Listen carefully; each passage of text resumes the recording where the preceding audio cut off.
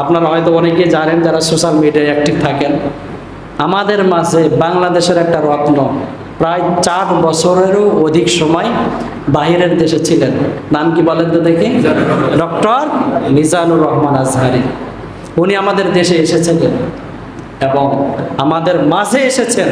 এই জন্য আপনারা খুশি না? বলেন খুশি না? আল্লামা মরহুম দেলোয়ার হোসাইন সাইদি যেই দিন ইন্তেকাল করেছিলেন ওই দিন অনেক কষ্ট পেয়েছিলাম, আপনারাও পেয়েছেন। কিন্তু মিজানুর রহমান আজহারি আসার কারণে কিছুটা হলেও সেই কষ্ট আমাদের ভেতর থেকে লাঘব হয়েছে কি হয় নাই বলেন? আমরা চাই আল্লাহ পাক রব্বুল আলামিন তাকে সুস্থ রাখুন, তাকে আল্লাহর নিজ অনুগ্রহ আর রহমতের চাদর দিয়ে হেফাজতে রাখুন এবং তার কোরআনের বাণী, তার কথা কত মধুর, তার কোরআন তেলাওয়াত কত সুন্দর, তার আলোচনা কত সুন্দর, শুনলে আরো শুনতে মন চায়। 1.5 ঘন্টার আলোচনা শেষ হয়ে যায়, তারপর মনে হয় আরো একটু যদি আলোচনা থাকতো আরো ভালো হতো।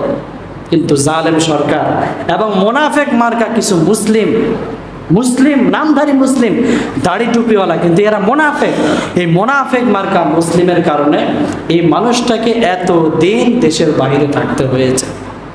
কিন্তু আমরা দোয়া করবো তার জন্য, আল্লাহ পাক তার হায়াতের মধ্যে বারাকা দান করুন এবং উনি খুব দ্রুতই যেন আমাদের মাঝে ফিরে আসেন এবং কোরআন এবং হাদিসের তথ্যবহুল আলোচনা আমাদের মাঝে ব্যক্ত করতে পারেন।